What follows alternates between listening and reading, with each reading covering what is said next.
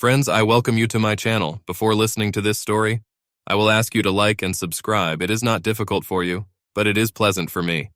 And we're starting. My name is Jake Baxter. It's been a year since the world as I knew it exploded in my face. Although I suppose it's wrong to say that. The world didn't explode by itself. I blew it up. I ravaged it around me and walked away from the destruction. To be honest, they helped me with this. At least 60 scammers received full payment. I just lit the fuse. My wife was one of those cheaters, and I took perverse pleasure in destroying everyone with her. Before my great awakening, I was a happy, unsuspecting husband, in love with his wife and delighted with our life together. Everything was going great. We had been married for almost 5 years, and we had our own little house with good friends and neighbors that I liked, had a great job and supportive families. We earned more money than we needed to live and saved for the future, which turned out to be completely different than we had planned. I wish I could tell you something about us or our marriage that could make sense of this story, but the truth is I can't make sense of it myself. I married my college sweetheart. She was sweet, kind, and funny. She was loving and gentle. She wasn't the type to flirt with other men all the time. She didn't dress provocatively, and I never doubted that she was faithful to me. I work in a research and engineering laboratory that develops highly specialized electronics for the military. We jokingly call it Geek Central. The peculiarity of most geeks is that we do very difficult things at work, but at home we are quite simple. What you see is what we are. There are no tricks here because we are not good at it. Many people think that geeks are teenagers. Maybe by their standards it is. We laugh at silly jokes, quote films, and little-known works, and we are fascinated by the details of existence. No matter how much sophistication we have, it is not appreciated very highly in social circles. On the other hand, we know that if we lose our reputation for telling the truth, we are finished. Geeks don't lie. Our reputation is our career, and both of them are built on the truth. My wife Jeannie works in high finance at Watson. They are major players in the financial side of large construction projects and seem to have had a hand in many of the largest construction projects in the mid-Atlantic states. The office is located in the city center, and Ginny works with a lot of surprisingly poorly educated people. They understand money, and some of them can program a spreadsheet. But I confess that every time I talk to her colleagues, I feel like I'm back in high school. It's the truth. The first unpleasant feeling I felt was at the Watson Christmas party. It took place at the Marriott Hotel across the street from my wife's office. Everyone was chatting freely, and half the time I didn't know who I was talking to, an employee or their spouse. The booze was pouring out, and somehow, by chance, standing at the bar, I heard a woman say to another, "I'll have to pass my working husband before I can do it." It was strange to hear that. I wanted to turn around and see who was talking, but instead I froze. A small voice in my head said, "Stop, listen, don't say anything. Try to become invisible for a moment." "Well, we'll all go on vacation next week, but I think it won't last until then. You know, it's a whole week without crossing the street." Both women laughed. "You can always have a little emergency with your account at work." This made them both laugh even harder. What did she mean by crossing the street? Did they think they would have to return to work in the middle of the Christmas party or later? I didn't understand what I heard, but it bothered me. I remember thinking, God, did I really marry the right woman? Whatever they think, it doesn't sound very good. Then I let myself forget about it and went back to the party. I didn't think about it anymore for about the next 3 weeks. On Friday evening, I was walking up the carpeted stairs from our basement when I heard my wife say, "Okay, I'll get right on it. Hey, what's a wife for anyway?" Then she laughed. A wife? What the hell is this? I was turning the corner just as Jeannie was hanging up the phone. "What can all this mean?" I asked. I did everything I could to say it without a hint of accusation. She almost jumped on the spot. I surprised her. "Oh, it was Henry Thomas. It's for work. I have to get to the office tomorrow, and next week we'll be working late. There is an opportunity to collect a financing package for a new residential complex that they are trying to build on J Street." I was reminded of the conversation I overheard at the Christmas party. "It sounds like a little emergency with the bill," I said. Jeannie laughed. "I don't know if I would call this an emergency, but this is too good an opportunity to miss. We've both worked hard this year. I was hoping that we could relax a bit this month and spend more time together." "Honey, don't be such a bore. You have to grab onto these things when they present themselves, or you'll lose them forever. I'll make it up to you." "And what kind of talk is this about a wife? I thought you were my wife. How many husbands do you have?" A flash of shock flashed across her face. She didn't know I'd hurt her. She tried to hide it behind a hasty smile. "Just you, silly. That's how we talk in the office. We team up to work on projects and sometimes joke that we see more of our work partners than husbands and wives at home. It's just our little joke, that's what everyone says." Jeannie sounded confident to the point of condescension. She was smiling, but her hands were shaking. "I'll just stop by tomorrow for a few hours to get the case rolling, and then we'll spend the rest of the weekend together." The rest of Friday evening passed quietly, and Jeannie went to the office on Saturday morning as if it were a normal working day, except for casual clothes. The rest of the weekend together didn't start until after 7 p.m. on Saturday. Don't get me wrong, I understand the hard work and deadlines. I just don't like family secrecy, and I felt like there was a lot more mystery in my marriage than I suspected. That Saturday I thought a lot about secrecy while I waited for Jeannie to come home. Even though I always told her stories about work or stories I heard at work, I began to realize that she never told me about her job. It was as if she had two lives, one at work, the other at home. I had never realized before how much she had shut herself off from me in this part of her life. When my wife finally came home on Saturday night, she immediately went to the shower and I cooked steaks on the grill. I couldn't stop thinking about that remark in the phone conversation, wife. Even if it was innocent, it made me bristle. I didn't like it a bit. Two phrases from that Christmas party kept echoing in my head. One was a working man, and the other was crossing the street. Was it literally or figuratively? There were two buildings across the street from Jeannie's office. One of them had a large medical clinic. The other was the Marriott Hotel. It struck me that many people at that Christmas party seemed to be surprisingly well-versed in this hotel. I kept telling myself that they probably went there for lunch and placed visiting clients there. But in my disgusting mood, I kept imagining another scenario. The next week, I decided that I needed to break out of the lab and have lunch in the car. During lunch, my car happened to be parked a block up the street from where my wife worked, and I just happened to have a great view of the street between her office and the Marriott Hotel. I didn't like what I saw. At about 11:45 a.m. on Monday, shortly before lunch, about half a dozen couples, a man and a woman, crossed the street and entered the Marriott Hotel. At about 12:30, I could see the same couples returning to their offices.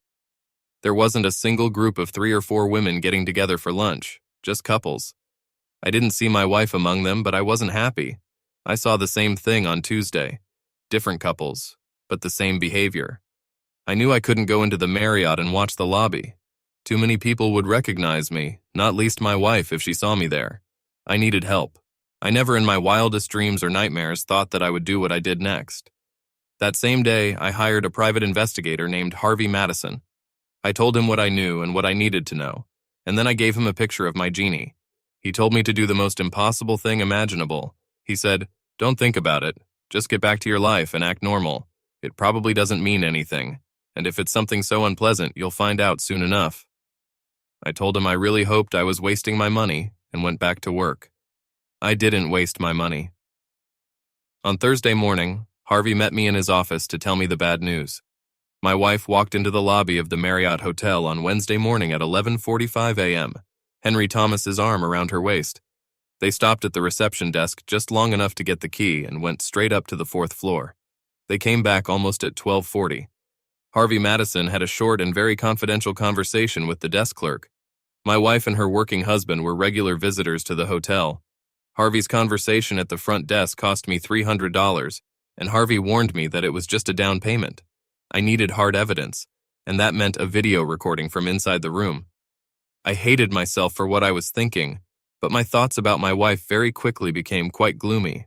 To get what I wanted, the receptionist had to cooperate with us. Harvey needed to know which room Jeannie and her working husband would use. The receptionist then booked the same room immediately before and immediately after their next visit, allowing Harvey to install a small video camera in the room. This meant paying rent and taking a bribe. I could afford it and I paid. I've had a bad 7 days. I tried to avoid Jeannie as much as possible, but she asked me why I was acting so strangely. I just told her it was because of the job, but I doubt I deceived her. She wanted to make love, and I told myself that if I hadn't caught anything venereal yet, I probably wouldn't. So we did it. My heart wasn't in it. My only emotions were anger and pain. I felt like my marriage was dying, but I still had very little evidence without any explanation. I knew she was cheating, but I tried to convince myself not to judge definitively until we had a video from the room. I had to see it to be absolutely sure. Harvey called the desk clerk. He booked the right room for next Wednesday morning and evening. I went to Harvey's office on Thursday morning. Now I had the evidence and the accompanying heartbreak. I watched a 40-minute video of my loving wife, the center of my universe, making love to her working husband, Henry Thomas. The world as I knew it has come to an end. The mind of a geek sometimes moves in strange directions. I remembered an old joke about a husband who comes home and finds that his wife is cheating on him. He puts a gun to his head and tells his wife, "Don't laugh, you're next." I promised myself to do everything in the proper order. They will pay, and I will leave satisfied. But before that, I had to leave for a few days. I couldn't be in the same house with Jeannie. I talked to my boss and arranged for the rest of the week off. If anyone asks, I was needed at Wallops all weekend. I went home, packed my bag, left a note, and headed west. I had a childhood friend, David, who lived about an hour away from Baltimore, and he agreed to take me in for the weekend. I considered it a blessing that my paths with Jeannie did not cross while I was at home. I do not know what I would have done, but I was not in the right shape to behave normally. I needed time to think, plan, and most importantly, calm down. After leaving this note, I lied to my wife for the first time. I actually felt awkward about it, but I had to leave, and I wasn't going to give up. The trip to the West gave me some time to think. Did I really know this woman? Was she so good at dividing her life into parts that she could rationalize having two husbands? One thing I knew for sure. My wife had confused gullibility with stupidity. I've never been stupid, and lying to a husband who trusts you completely is not a clever trick at all. Now the days of trust are behind us. My marriage was dead, and all that was left was a funeral. The peculiarity of childhood friends is that they know you completely. They knew who you were then, who you are now, and what you think about all the time. You can't hide from them. My friend read everything in my face less than 2 minutes after I crossed the threshold of his house. I told him the news, and, as good friends should, he got as angry as I did. There was also his wife Marie, who tried to calm us both down and make us think. She wasn't protecting Jeannie in any way. She just wanted me to know exactly what I wanted and not go half crazy. Make no mistake, for a true understanding of what is happening, we need a female point of view. Where I was angry at my wife and her working husband, her attention was focused on all the other women who worked in this office. She said, "Men are pigs, and it's up to women to civilize them." She then smiled at her husband, who reluctantly agreed. "I want to destroy them all. I am divorcing my wife. She betrayed me, and obviously not for the first time, but I want to hurt them all.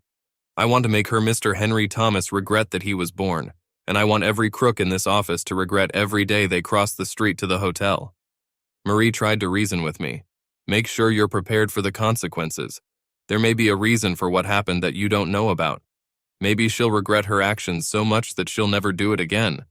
You loved this woman enough to marry her. Do you want to throw it all away now? Think about it." I pulled out the flash drive with the video and they watched it with me. Henry Thomas was a paper salesman. His job was about money. Where I ran after work, he went to expensive restaurants. Henry Thomas was gentle. For 40 minutes, we watched my wife give herself to her working husband. It was humiliating. She was smiling, even laughing. But I was dying.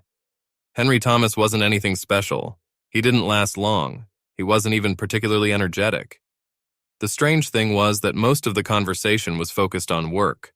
While undressing, they talked about the current project, and later, while getting dressed, they discussed the schedule for the afternoon. As soon as he recovered from a quick first round, she took him on as a rider for the second time. When the video ended, there was silence in the room. I turned to Marie and asked, "How long should I think about this?" She just shook her head, hugged me, and left to cook dinner. My friend David became a lawyer when he grew up. His wife teaches science in high school. Both have an amazing analytical mindset. We talked a lot that weekend, and with their help, I formulated a plan. I called Harvey and told him exactly what I wanted. It should have cost me dearly, but if I had been patient, it would not have been difficult to do. We decided to divide my wife's office into 2 groups. There were management and those who worked closely with Jeannie. It was one group of about 10 people plus their working spouses. I didn't just want them to be burned. I wanted them to turn to ashes. The others would have felt the heat, but I didn't spend my money on burning them. Harvey installed video cameras in the rooms of the management and employees he was targeting. The rest would have been captured on video as they entered and exited through the hotel lobby. When I was ready to file for divorce, I simultaneously sued the company and shared what I had with the spouses of each of its employees. I spent a lot of time that weekend wondering if I'd missed the signs. There must have been some signs. She never seemed unloving. She supported me when I described the difficulties at my job. Could she really live two lives without feeling guilty? Was she a sociopath? Her nervous reaction when I asked about the wife remark that first Friday told me that she knew good from evil, or at least knew that her actions could have consequences. I couldn't understand how someone could live two lives without a nervous breakdown. Sometime during the weekend, it occurred to me that by leaving town, I had given Jeannie and her working husband the perfect opportunity to use our house for a date. I thought about it, got angry, and then realized that it didn't matter a bit. I was divorcing her, regardless of her actions now. I'd leave her the damn bed just in case and take what I wanted from the rest. I prepared for the upcoming actions and went home on Sunday evening. To save some money, we decided not to videotape any of the working spouses in their hotel rooms more than once. The exception would be my wife and her Mr. Thomas. This would reduce the cost of booking rooms, and for Harvey's people it would be just 2 hours a day. As for Jeannie, I wanted to stop any claims that it was just one time. It only took 2 weeks to get everything I wanted. I hated those weeks. I know some people will say, wasn't once enough? Of course it was, but I wanted to take revenge on the whole office, on everyone who knew my wife was cheating and didn't tell me anything, and it took a little longer. Most of the working spouses seemed to slip away once a week. Some crossed the street more often, and some perhaps less often. We didn't catch all of them, but enough for my plans. Jeannie and her working husband kept to a schedule every Wednesday. I decided to work late a lot, but it wasn't enough. It was too painful to be at home. I arranged another emergency trip to Wallops on Thursday, but I actually stayed at a hotel near work that night. On Friday evening, I drove west to visit David and Marie again, and then stayed at the hotel again on Monday evening. Jeannie started complaining that I was ignoring her, and at least from my side, the relationship turned cold. She had no idea how frosty it was. For some reason, she tried to maintain a normal relationship at home, but I was of little use, and this began to manifest itself in her general behavior. I started sleeping in the guest room and leaving the house early. I could have had my own deadlines at work too. Maybe she thought our marriage was in trouble, or maybe she bought into my excuses, or maybe she just didn't care. In any case, this did not prevent her from having lunch on Wednesdays with her working husband. Anyway, their lunch breaks got longer, and as I found out, at least 2/3 of her company's employees cheated on their spouses, including most of the senior staff. I think it's true what they say about fish rotting from the head. Months later, I realized that in the 3 videos I'd seen, they hadn't mentioned me once. He didn't slander me. She didn't mention me at all, didn't complain about me, and didn't need my protection. She was wearing her wedding rings, which made me even angrier, but it was like I didn't exist. I just wasn't taken into account in this part of her life. They were more than buddies, but less than lovers. I thought my marriage was over that first Wednesday when I saw my wife walking through the lobby, hugging her working husband around the waist and going up to their room. After watching them make love, I realized that there would be no discussions, no excuses, and no cliches. I was ready to ruin my marriage and her entire office with her. I didn't want to listen to her apologies, and I didn't want to see her cry. 3 dates, but actually 4, would silence any claims that she loved only me. My lawyer prepared the legal documents, and Harvey prepared everything else. At 10 a.m. on Monday, a special person came into the Watson office to serve Jeannie and Henry Thomas at their desks. Then he entered the CEO's office and served the company. It seems almost ironic now, but Watson's CEO was George Walker, and he was one of the scammers. George Walker was 67 years old, and he had a trophy wife who was only 29. Why would he bother a 45-year-old secretary? I will never understand some people.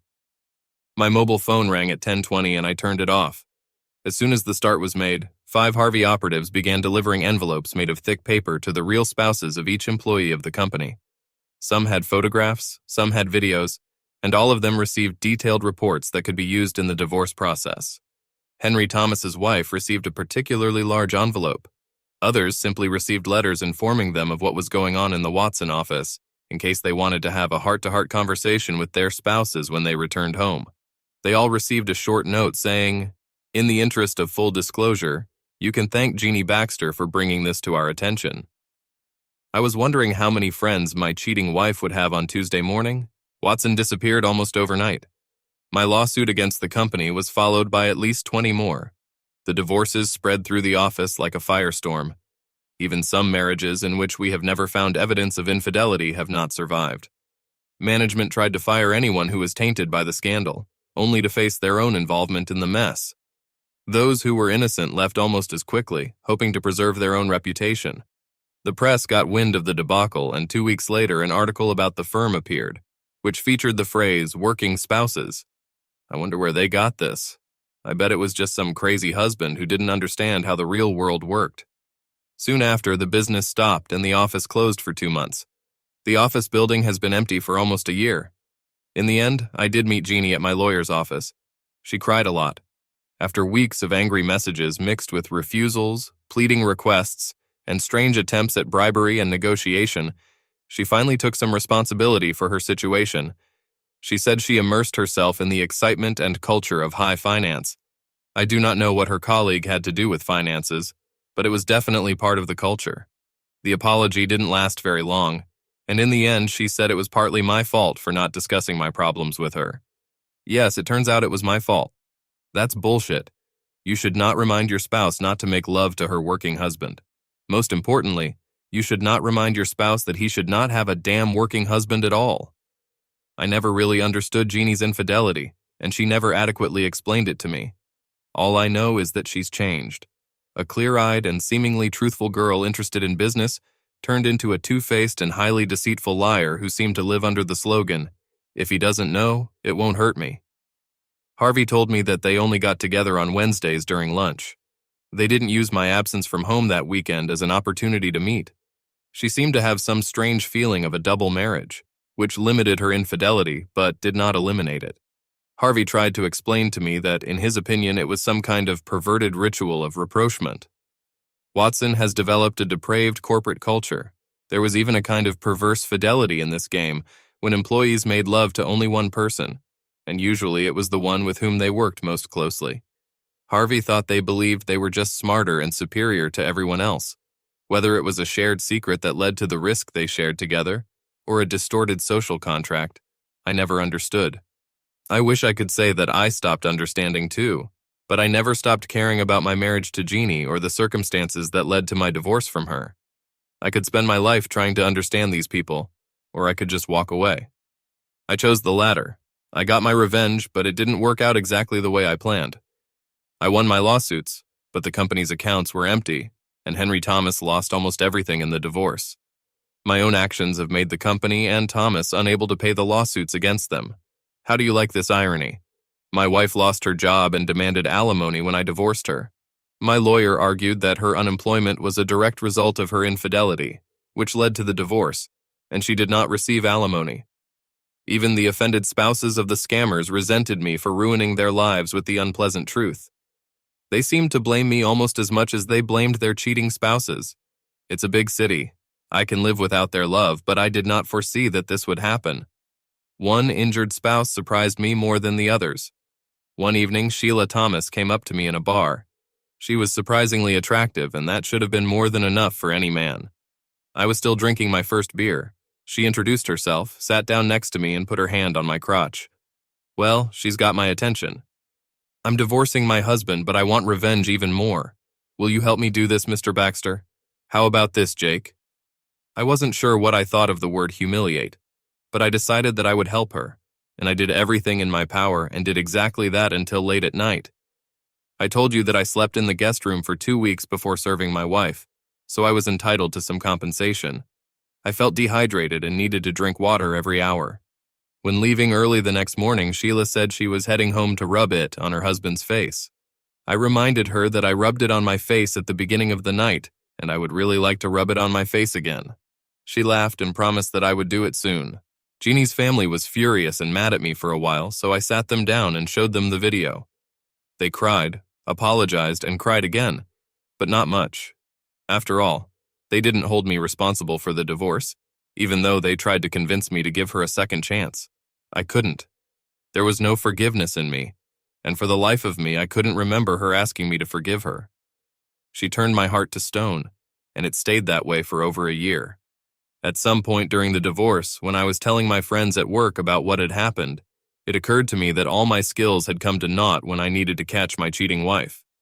I'm an expert on high-tech electronics, but she was caught eating a sandwich in a parked car, bribing the receptionist and several miniature video cameras that you can buy online.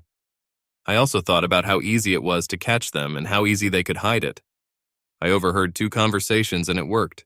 Everything was in plain sight. Couples crossing the street did not even try to hide their involvement in infidelity. What arrogance! As they say in the suburbs, what would the neighbors think? I mean, people should have known. It's almost a miracle that they got away with it for so long.